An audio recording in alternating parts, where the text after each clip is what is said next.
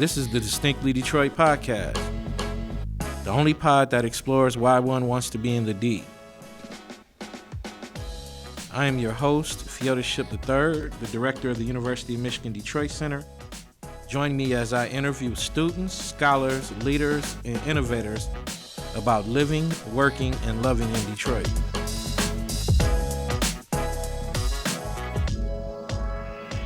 Good day, ladies and gentlemen, and welcome to the Distinctly Detroit podcast, the only pod that explores what makes one want to be in the D. We get the opportunity to interview fascinating leaders, innovators, and students who are doing incredible work in the city of Detroit, and we get to learn about what makes them live, work, and love the city of Detroit.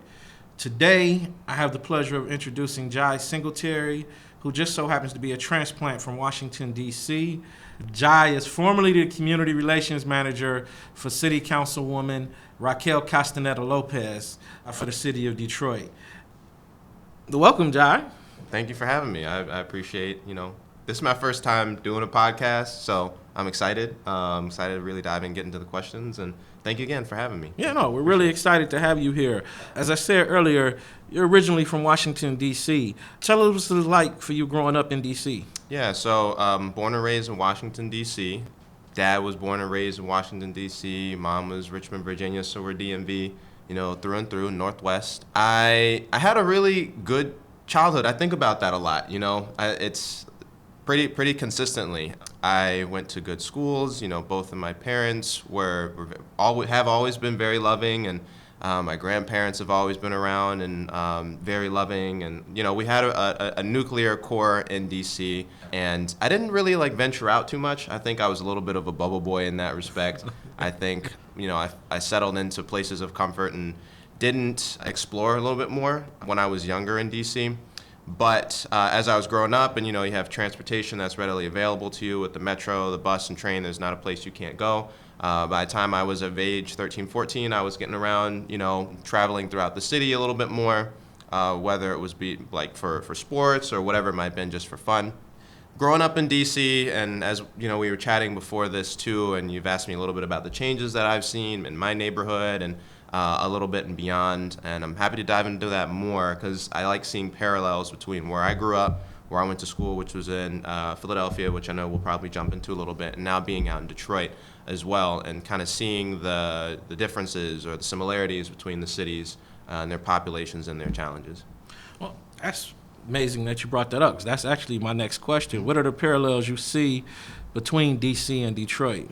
Yeah, for DC, there are very few that I've actually seen. I think culturally, my dad would say this to me growing up, there's Washington and then there's DC.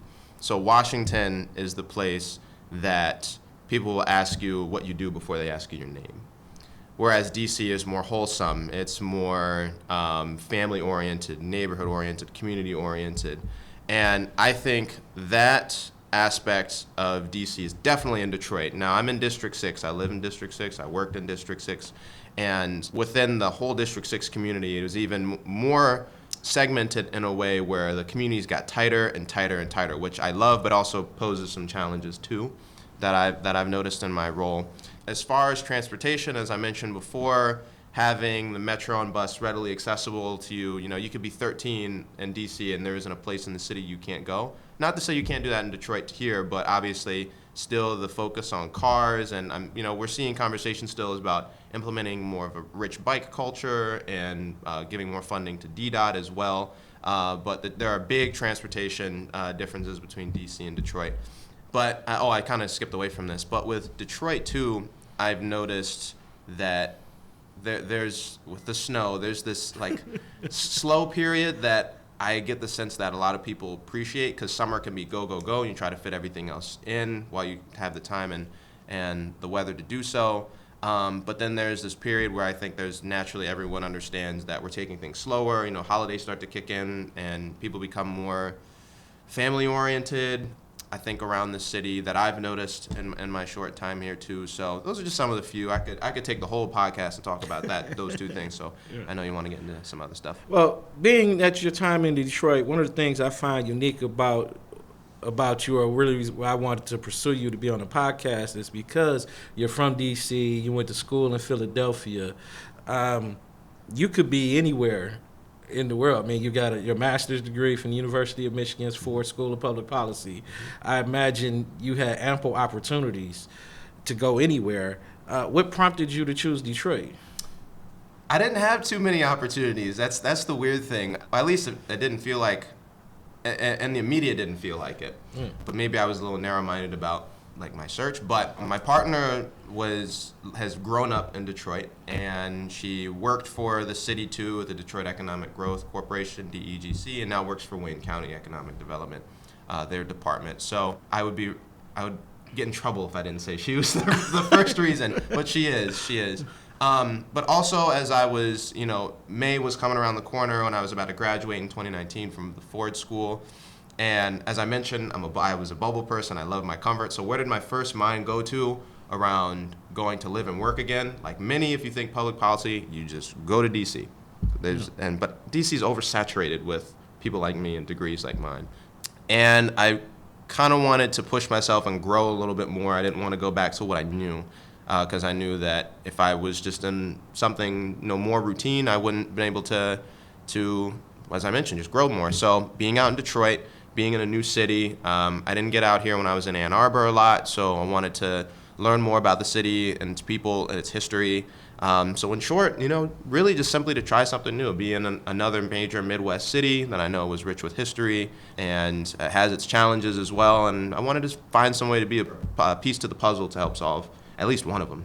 So in your time since that you've been here in Detroit, you've worked directly, for a city council person. So you've had ample opportunity to get a feel for the lay of the land. So what do you make of Detroit politics?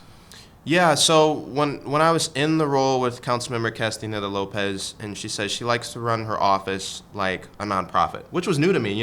I think she is not the packaged politician that a lot of people expect, given her background. So she wanted much of how she had operated with people-oriented politics or policy, and I didn't focus too much on the politics at that point, because as important as it is, I didn't want that to cloud the work that I needed to do to make sure somebody, got the illegal dumping picked up out of their house, or got the pothole fixed on their street, because that was my main concern. But you specifically asked me about the politics, so I'll talk about the politics. What I noticed from the jump, I would say the first, let's say 4 to 6 months of my role, that there was a lot of points of contention within council that had nothing to do with politics. Or I'll say it had to do with people politics, personalities. As we transitioned from in-person to Zoom, or virtual, I should say, work from home, I'm looking at the council meetings, and I can, when someone's speaking, I can look directly at somebody else and see how they really think about it, because it's written all over their face, over a camera. And you could tell when somebody agrees or staunchly disagrees with what someone says or how someone says something. And there was actually a point in time in council where it was very contentious, and I felt there were racial undertones, of being very honest, and I'm sticking up for my former boss, that I think there's some isolation being the only Latinx, only non-black council representative in a majority black city, which is important. She recognizes her space and all of that. But it's a tightrope that she had to walk to, and I think sometimes she wasn't given the benefit of the doubt that she was really trying to continue to learn, but also not shy away from being a good ally. I think that was, especially in the midst of, what was happening during the George Floyd and Breonna Taylor, Tony McDade, that string of very, emotional and difficult times, especially for black and brown people last summer, and I think councils across the country, but specifically in Detroit, had a real opportunity to hone in and say what's going on here, because we don't want this to happen in our city.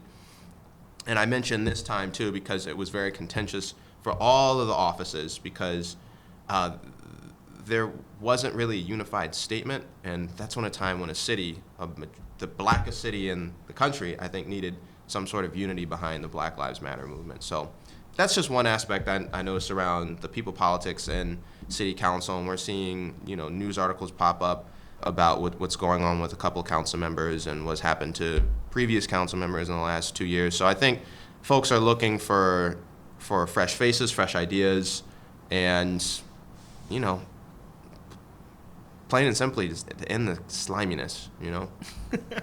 Plain and simply, it's, yeah. Yeah, well, it is politics, so I don't know how much of the sliminess you can get rid of. Yeah. But taking a step back, what led you to pursue a career in civic engagement? Yeah, so I've always enjoyed, well, let me take a step back, actually. I think that I kind of got civic engagement from, and this might sound weird, but like working at a summer camp.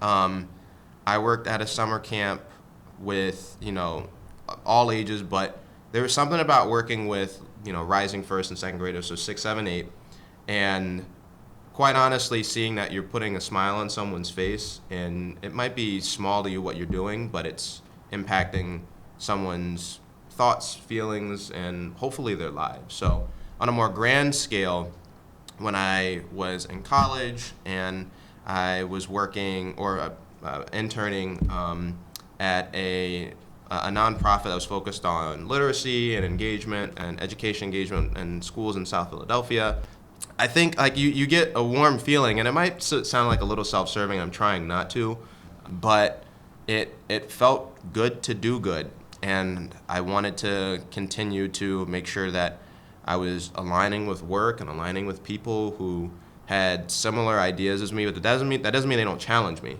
But on a core basis, there's certain things that I need the people that I work with to think around certain populations that we are. Some have had historical struggles that are no fault of their own, and I want to work with people that understand that and dig deep and ask really hard questions about why certain areas look the way they do, why maybe certain people act the way they behave, because circumstances can force people into actions that might not be typical. So for civic engagement, why did I get into it? I want to just, again, as I mentioned before, I kind of want to just be that one puzzle piece to help push the needle forward in some way. And obviously, they fluctuate. There will be some movement backwards, but as long as I see a trend and I can be a part of a trend of things going forward, then I'm going to be satisfied. Cool. So how do you go about winning the community's trust? When I was with the council member's office, the one thing you had to do, and I'm still learning today because, you know, I'm on a podcast about Detroit, but I want to be very clear, like I'm continuing to learn about the city through you, through other people, through the city as well. So that, I think that was the first part, like knowing that I'm not from here, and a lot of folks here really ride for their city. So they do not take kindly to somebody coming up into their space, telling them what they need to change, how they need to change it, why they need to change it, without stepping back and listening. So I know in my role, when I was in early listening sessions, early community meetings, I'm literally sitting back, I'm taking notes, I'm introducing myself, that I'm a part of the council member's office, and you know, thank people for inviting me into their meeting. Over time, people, and I think I've gotten this I hope level of respect from many community members that they say that they got to a point, Jai, what do you think we should do next? But I didn't get to that point without stepping back and listening to how they want to push for, you know, cleaner air, how they want to push for cleaner streets, how they wanted to push for lack of blight in their neighborhood too, because they're the experts of their neighborhoods, and you have to grant them that title before. Well, I learned I had to, you know, learn that was their title, that was their role before I can step in and give my 2 cents. As I was reviewing your bio, one of the things I noticed is that when you were working for Councilwoman Castaneda Lopez, that part of your work was the census and dealing with voting rights and voting access. So I was curious to know, what is your view on the voter suppression, or what people are calling voter suppression actions being taken around the country as different states are passing laws as a result of their disappointment in the results of the last election? Yeah, and it was something very new to me when I got to the office, because, you know, when the last census in 2010, I was in high school. I wasn't a part of it at all. So now being an adult and understanding the importance of the census and understanding the real impact, the financial impact it makes on cities, I knew that the community engagement portion of it was so critical. So I got to learn a lot about what the census was from the census team with the city, how they plan on getting folks, how do I want to say this, filling out, completing their census, but also for voting as well. But specifically the voting, because that's going to continue to be, people will say, like the civil rights topic of our time, among many, of course. I had to kind of push myself a little bit to think, okay, these systems of suppression, they don't go away, they just evolve. And what we had seen in the 60s and in the 20s, how are we seeing the evolution of suppression today? Because it's not going to go away, because that suppression benefits certain people and certain parties. So I think within the city itself, I would love to see an effort from the clerk's office to be, and maybe I just haven't done enough research yet, but to me, more forthright about educating voters about what is on the ballot, not just be the city's record keeper, but also be the leader in partnering with community organizations and block clubs to make sure well in advance who folks know who's on their ballot, making sure that they have all the information they need prior to voting as well, making sure that voting is accessible to everyone regardless of their ability as well too, because I know that that has been a challenge that I've heard from folks in the differently abled community too. And I mean, showing some gumption. I think, as you mentioned, what's happening nationally and what's happening even in the state of Michigan, how the black and brown vote is targeted too, very surgically. Finding ways within the city that we can combat that. Mail-in voting is going to become more popular, I think. I personally like going into the actual poll, getting my little sticker, but not everybody does. Everybody wants to maybe for whatever reason they vote a particular way. I don't care how they vote, just vote. It matters. It really does matter. It really does. So yeah, I think it's exciting. Hopefully with this new council that will be a top issue to work with the clerk's office and work with organizations to make sure that even locally we can get the participation rate of folks voting above 10 and 11 and 12%, because I think historically around council and mayoral election, that's kind of where it sits. So it's going to take a citywide effort, but I think we can do it. Gotten a lot done, accomplished in other areas. It's funny how you keep leading me around my questions. I love it. But what are some of the other challenges you faced around grassroots organizing? You mentioned earlier about establishing trust, things of that nature. What are some of the other challenges you faced? Well, the language barrier for one. So one of my former colleagues, Hanan, who was on the team, was very close within the Arab American community within District 6. I don't speak Arabic. So when she left, that was a big hit to our team, I believe. And we had to find a way to, and I speak a little Spanish, but not enough to say I speak Spanish. And if you know District 6, you got to know that you are interacting with a large Latinx population. You're interacting with a large Arab American community population. And you just can't neglect them. You just can't neglect them. So the language barrier, for one, was a challenge, I would say. I'm probably too much of a novice to say this in the community activist space, but the fatigue hit. There were times where you're like, man, this thing that I need to get done is just not getting done, and it's really hurting somebody, specifically in my role when I was thinking about blight and some of the abandoned homes that have been burned or, left for neglect, and folks are calling the office about, this home on 123 whatever street. And I know it's an issue that runs deep in the city, around, conversations around use of space and how we use space from homes that have been demolished. But, it really sucks to tell people sometimes that their issue wouldn't get fixed for like another 2-3 years, especially something like demolition. So that fatigue kind of hit me of telling people, because I didn't know what more to tell them, because there's a lot of back-end processes that are obnoxious but make sense. You got to get the right contractor. You got to make sure they have good labor practices. You got to make sure, there's environmental quality and inspection done before you, like it's a big chain before that house actually comes down. I know I'm getting into the weeds of it, and you probably don't care too much, I'm fascinated. but it's really making me think about, because a neighbor really doesn't care about all those things. They just care at the end of the day about getting that building down, and I understand that. I mean, I just can't call and say knock this house down, and they come knock it down. Exactly. That's not how it works. And it shouldn't be, because there's legal issues where someone goes, wait a minute, I owned that house. Like, you owe me some money now. You owe me some compensation. So I get it. They knocked down a state senator's house without her knowing. Wasn't that a big thing in the news in Michigan? That was a big thing in the news. They knocked down a state senator's house. And they didn't know? Oh, yes. I did hear about that. Yes. I did hear that. Yeah. I did hear that. Yeah, no. So, but you can't go just knocking things down and then asking questions later. So, I think that was one of the, that fatigue of telling people, even if I was delivering bad news, I'm glad at least I was delivering news, because so many times, so many people hadn't heard from their offices. I've had people tell me, wow, you got back to me. Like, I'm surprised. I'm like, what? That's what I get paid for. That's what your tax dollars pay me to do. So it's really unfortunate that, that's what someone told me. But that was just a couple, I'd say, the challenges I faced. And again, you worked for the city council member.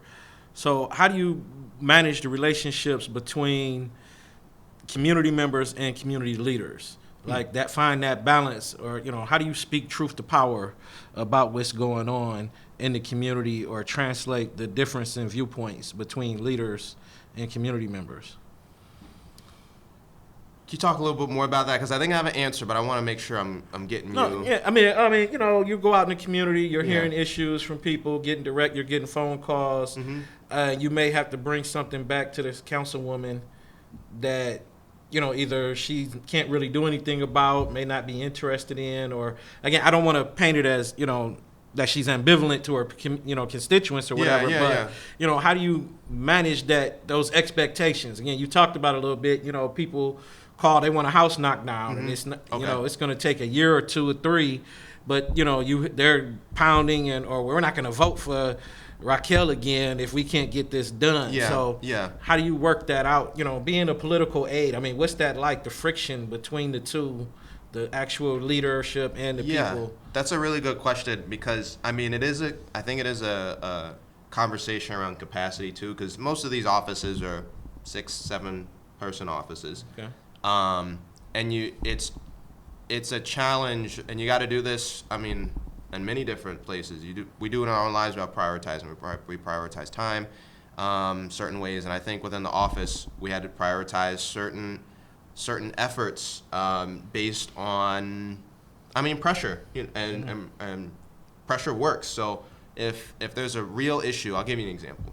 So the Fort and Dearborn Street, did you hear about that? I've been calling it a ground swelling. It literally looks like the street. Have y'all heard about that? Yeah. Sinkhole? Not a sinkhole per se. They tore down a dispensary. Exactly. Yes. I saw that. So let's. If we're talking issue like that, that's an immediate environmental issue that poses. If you're living in the area, you think a quick danger imminent. Thank you. Imminent danger to you and your family. So we had to respond to that, and there are a lot of stakeholders from the state and from the city, and we can really control what we can control, but you don't want to go, as true as that is, you can't just go telling people that, because the way that will be interpreted, I believe, is that, oh, you're saying you won't get the job done for me. Well, that's not necessarily true.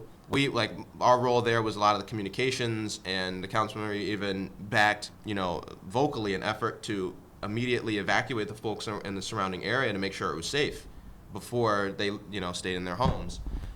But I think bringing issues back that in council, at least in my role, you realize that there's a ceiling to the work.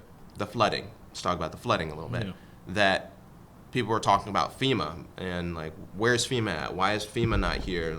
Is President Biden going to issue this declaration of disaster? I'm like, we're city council. We can really control what council does. Yeah. I don't have President Biden, Vice President Harris's cell phone number and give them a call and no say red issue phone it. in the counselor's I office? wish there was. Okay. I wish there was. It was difficult, like recognizing, because you go in and you're really ambitious and you have all this energy, I think, and you go in thinking, I'm going to solve XYZ problem, and then you realize how complicated it is and complex. That doesn't mean you don't attack it, but you understand the complexities, and you have to get a little savvy about how you navigate those complexities to ultimately either get it done as fast as you can get it done or find some way to move in that direction. Thank you. So switching gears just a little bit, what types of efforts have you made, or how do you go about engaging the youth in civic activity and volunteering? How do you kind of motivate them to get involved in politics? Oh, that's a really good question. I don't know if I'm the best to answer it at this point, but because I want to give kudos to those in the area. Like I know like Congress of Communities, which is a local nonprofit in District 6, and they do a lot of youth development work too, around civic engagement. Detroit Hispanic Development Corporation, Detroit Action. These are some really, and I know this was about me, but I don't mean to shift it because I just don't want to take credit for things that I don't think I'm in that space like fully in. But I will say it's something that I'm really happy to say that I'm seeing like in conversations with my partner, her sister, who's 15 years old, and the way that high schoolers are talking about issues right now are no way how I was articulating when I was 15 and 16 years old too. So, and the way that they use, literally the power of their phone in their hand to think differently, think beyond what they were told. And I think I'm excited to see that translate into votes, if it translates into votes. So I think that's my job too. I want to get into that space too of translating those ideas that they're seeing on TikTok or because these platforms are being very political, and they don't avoid it, and I think folks embrace it. Do they embrace it? I'm not in college anymore. Is that still a thing?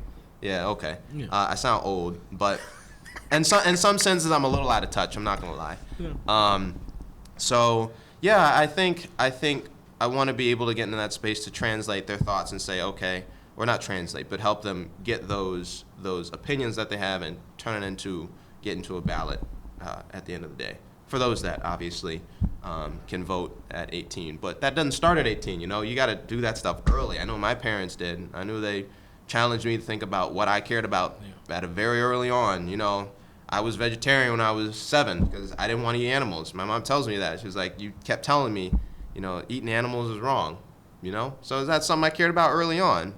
I enjoy chicken now, so I did take it. I regressed a little bit. So yeah. It's something I want to get involved in that space a little bit more. How anyone cannot eat bacon, I just don't understand. We never grew up doing that. Oh my goodness, we never gracious. grew up doing that. I got you. So we mentioned earlier that you formerly worked for City Councilwoman Castaneda Lopez. Mm-hmm. What are you doing now? Yeah, so 2 weeks ago, I started with Guidehouse Consulting. It's a consulting firm. I'm a part of their state and local government sector work right now. So a lot of the work that they've been doing is around American Rescue Plan Act dollars with certain municipalities and cities across the country, around how they want to spend their money, how they want to get money into community organizations' hands to make sure they're doing what they can do to help offset some of the effects that COVID-19 pose, whether that be literal public health or negative economic effects in communities to disproportionate populations. So in a nutshell, I wanted to kind of move in a different direction because I wanted to get some high-level experience with working with different areas too. Right now, like my work right now is centered with the city of Dayton, Ohio, and eventually take what I've learned from more of a bird's eye view and be able to apply it back in the city because I really want to be in the city long term. I really do. But I understand for me that and I'm already starting to draw some similarities from things I've heard from in my new role with the city of Dayton tangentially. So that's where I am now. It doesn't mean I'm still working in Detroit too, because it is a consulting role at some point. I imagine when our public health crisis, I think we still call it that in some sense, the pandemic, takes a turn for the better, that I'll actually be going to the city of Dayton and then wherever, my work takes me afterwards, if it's a different contract or what, to different areas. But I want to be able to apply bird's eye view approaches that I'm seeing in other areas and some more technical skills too. I did a lot of community work, which I love, but I wanted some more, technical skills too, with working with Excel and being able to be more well-rounded in that sense, because I wanted to be able to strengthen up those skills. So that's where I am in a nutshell, but looking to return back to work for Detroit too. Well, speaking of Detroit, we're going to switch it up just a little bit. Mm-hmm. Years. Okay, I can see myself in 5 years here. I know I can definitely answer that. I would like to be back in council, to be honest. Again, I think the fresh faces and the fresh personalities, I think, is going to bring a new energy to those in council and to those that follow council too. But yeah, I think that's as good as I got right now. I don't ever want to be a politician. I think I'm too private of a person. I kind of like doing the background work for them a little bit more.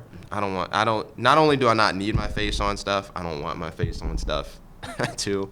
So yeah, I think that's his best. I wish I give a better one. I try to think about it frequently. You have this good way of answering the next question. As soon as Mackenzie asked you, I was about to be like, so do you see yourself running for office? And no. I would like to be I like being a part of the campaign world. I'd love to do that a little bit more. I've been so busy, but my friend Gabriela Santiago Romero, who is running for District 6 for the councilwoman seat in District 6, I'm a big supporter of. I think that, I know this is a plug here a little bit, but I think that with her background and her story and the way that she sees people is very important in a position like council, any position that deals with money and influence. I think she is the right person to be able to help push the city in a direction that can be more inclusive for everybody as well, and continue to share this platform with those that haven't had the privilege of having the platform to speak about their issues. So that was my quick plug. Cool. Yeah. Thank you. Back to switching up, talking about the city. Where do you like to go in the city of Detroit? I like, when it's nice out, I like to take my bike out to Clark Park, I will say. I remember there was times last year, during the pandemic, everybody's at home. A lot of people are at home, and I found some solace taking my bike out and just kind of biking around. Getting out to the waterfront, I was recently downtown, if we're talking food. I love Savannah Blue. Savannah Blue is very, very good. Has been very good to me in my stomach. So that's one of my favorite places too to eat at. Being in Southwest, I love tacos now too. So any place I can get out and get a good taco or two, I'll go to. Yeah. I need to get out outside of District 6 a little more. I'm not gonna lie. I'm not gonna lie. I got to do that. We're gonna challenge you a little bit. Please. Like I said, you went to Temple for undergrad, Yep. So you got to hang out in Philly, which is a cool town. My sister and stepmother lived there. Mm-hmm. But Coney's or Philly cheesesteaks? So I know we talk about this coming in. So I didn't eat Philly cheesesteaks when I was at Temple. I know, and I got a lot of side eyes for it. I was just like, for me, I felt like I'd be real heavy and like, I don't know, like, and I mean like how I would personally feel. So I'm just gonna defer to the Coney because I'm like, cheesesteaks weren't appealing. I'm not gonna lie, they weren't appealing to me when I was in. You did just say you just started eating chicken, so I guess steak is a big. It's a big jump. Yeah, I kind of went through college not eating. Yeah, for the most part, not eating meat. I did fish, but I didn't really eat meat. Yeah. Okay. Dutch Girl Donuts or Dunkin' Donuts? Dunkin'. I will say that's the one thing. Like, people in Philly love Dunkin' Donuts, and it was great because after an Eagles win, which didn't come often. So I'm joking. They got a Super Bowl. I know. They hurt me. Someone would jump through a screen right now and punch me from Philly. They heard me say that. But when they did have those Sundays where next morning they would win, Dunkin' Donuts would give a free coffee away. I was in line. Yeah. Okay. So I'm gonna go Dunkin' just because they treated me well after Eagles win. You have had a Dutch girl donut though, right? One time. Oh my goodness. One time. We got to talk to your partner. I know, need yeah. to meet your partner. Faygo or national brand? I didn't know it was a thing until I got here too. Yeah. And also like the whole pop soda thing too. Yeah. I'm like, no, it's not the 1950s anymore. I don't call it pop. Like It's pop, man. It's pop. not to me, but I'm gonna go Faygo, yeah. Okay. And then my last question, go-go or house? So I'm gonna say go for roots purposes. House. So the house scene, I have a couple friends that are connected to the house scene in Detroit too. So I'm learning a little bit more. Where was I? I was somewhere like 2 weeks ago where they were playing house music. I'm so bad. Like I don't even remember where I was at on the east side. And it's something like I want to learn the history like more about because it started here in like techno too, right? Well, that's what I'm saying. Like, is it? Techno. Am I using the term? Is it house or is it EDM? EDM? EDM. EDM. Okay. Yes. Okay. House see, is more Chicago. and then I guess I have more listening to do for house because all three or all two sound similar to me. So there's probably an enthusiast that would probably tell me why they are different. Yeah. But no, I should explore the house scene a little bit more here, yeah. Yeah. Any last thoughts you want to share with our audience? This was the first time I've done this. This was a lot of fun. I will say that. I really appreciate you asking me to do, the first podcast. Hopefully again in some capacity. I'd love to, be on again if you still find me somewhat interesting. Okay. If I got a new story to tell, I'd love to tell it here. Well, we really appreciate you taking the time to come in, and we do a lot of different activities here at the Detroit Center where we try to involve both Detroiters and U of M community members as subject matter experts. I imagine I'll be calling you back to speak on a panel at some point in time. And Please. Again, really appreciate you coming in and want to thank you for your time. Yeah, thank you. I really appreciate it. And I want to thank my support team, Mackenzie Hewitt and Marlon Franklin. Thank you all for listening to the Distinctly Detroit podcast, and we will be back soon.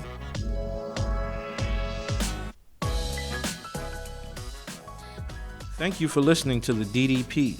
This is a production of the University of Michigan Detroit Center.